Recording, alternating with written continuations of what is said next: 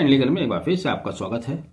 Cyber ठगी आज एक बड़ा मुद्दा बन गया है, बड़ी परेशानी बन गई है। अगर इसको फाइनेंशियल एपिडेमिक कहें, फाइनेंशियल महामारी कहें तो गलत नहीं होगा।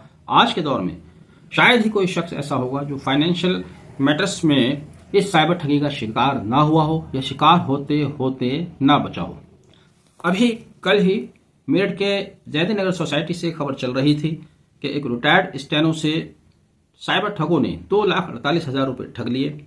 और ठगे कैसे, वो भी तरीका आप जान चुके होंगे क्योंकि वो सोशल मीडिया में वायरल हो रहा है।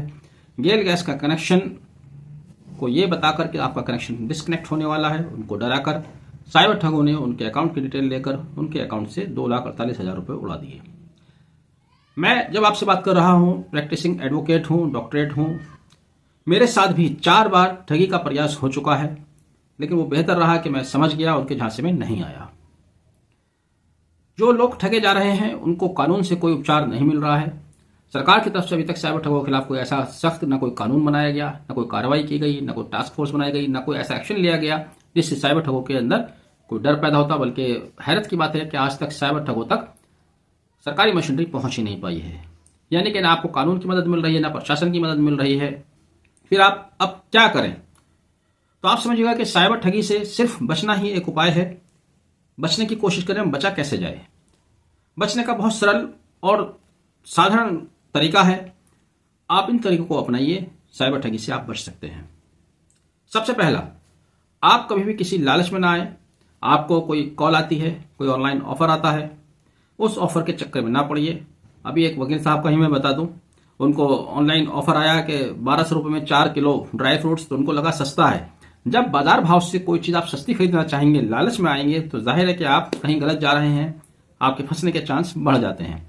उन्होंने वहां पर क्लिक किया, 1,200 रुपये का पेमेंट किया, आज तक उनका वो फूड पैकेट नहीं आया जो उन्होंने ऑर्डर किया था, ड्राई फ्रूट्स वगैरह।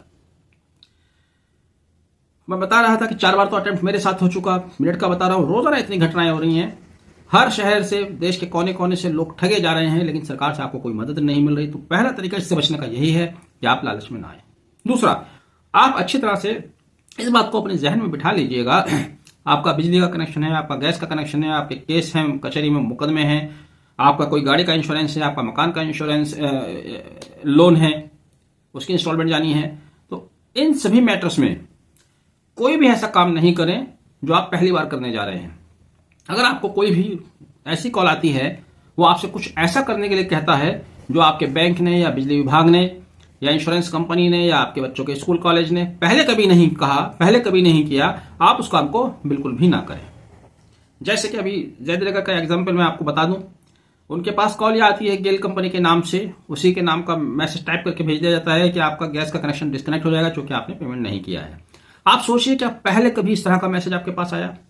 इसी तरह से विद्युत विभाग से, इलेक्ट्रिसिटी डिपार्टमेंट के नाम से मेरे पास कॉल आई और वो कहता है कि साहब आपका बिजली का बिल जमा नहीं हुआ है, आपका कनेक्शन डिस्कनेक्ट होने जा रहा है, 1 घंटे के अंदर अगर पेमेंट नहीं किया। फिर वो आपका नाम पूछते हैं। हर बार मैं सवाल ये करता हूं कि जब आपको मेरा नाम भी नहीं पता तो आप मेरा कनेक्शन डिस्कनेक्ट कैसे कर देंगे? इसी तरह से अभी कल ही मेरे पास मोबाइल को लेकर कॉल आई थी। इससे पहले कोर्ट केस के बारे में इसी तरह की कॉल आई थी। तो आप ये देखिएगा कि नॉर्मल कोर्स ऑफ एक्शन में, नॉर्मल कंडीशन में विभागों द्वारा जिस तरह से कार्रवाई की जाती है, अगर उसी तरह की कॉल आ रही है तब आप उस पर भरोसा कर सकते हैं। और तब भी पूरा भरोसा न करें। जब भी कोई इस तरह की कॉल आती है, पहले आप उसको क्रॉस चेक करें, वेरीफाई करें। बहुत कॉमन है, पहले कई बार हो चुका है कि साहब आपके फला रिश्तेदार का, बेटे का, भाई का एक्सीडेंट हो गया है, हॉस्पिटल में एडमिट है, इतने पैसे ट्रांसफर करा दीजिए। अब आपका चाहे कितना भी क्लोज रिलेशन है, आप इमोशंस में आ जाएं, घबरा जाएं, लेकिन तब भी आप इतना होश रखें कि उसको क्रॉस चेक करें। अगर कहीं से एक कॉल आती है उसको डिस्कनेक्ट करें, फिर अपने रिश्तेदारों से जहां से भी कॉल आ रही है, जहां से वेरीफाई कर सकते हैं वहां से उसको वेरीफाई करें। बिना वेरीफाई करे कोई स्टेप ना उठाएं। जैसे गेल गैस कंपनी का भी आया, स्टेनो साहब ने उसको पेमेंट कर दिया, उसके बाद उन्होंने वेरीफाई करने की कोशिश की, जानकारी लेने की कोशिश की। यह जानकारी उनको पहले लेनी चाहिए थी। और गेल गैस कंपनी का कोई ना कोई कॉन्टैक्ट नंबर उनके पास पहले से होगा, उस पर जानकारी लेते। और उस पर भी आप पूरी तरह से विश्वास नहीं कर सकते क्योंकि उनके नंबर भी हैक हो सकते हैं, आपका नंबर भी हैक हो सकता है। आपका नंबर, आपने कॉल मिलाई गेल गैस कंपनी को, चला गया वो हैकर्स के पास।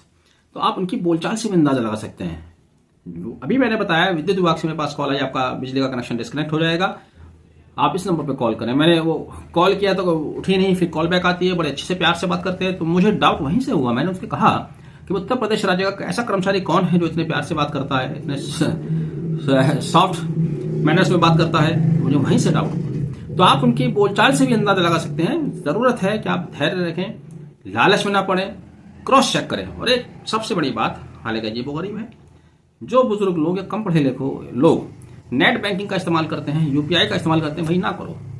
पुराने सिस्टम पर आ जाइए, बैंक जाइए, पासबुक लेकर जाइए, चेकबुक लेकर जाइए, वहां से विड्रॉल कीजिएगा। आप ऑनलाइन पेमेंट फैसिलिटी ही मत लीजिए, उसको अवेल नहीं कीजिए। जब आप कहेंगे कि यार इस दौर में आप कैसी बात बता रहे हैं, मैं इस दौर में ऐसी बात इसलिए बता रहा हूं जब सरकारें नाकाम हो रही है, प्रशासन नाकाम हो रहा है साइबर ठगों तक पहुंचने में, तब आपके सामने रास्ता बचता ही क्या है।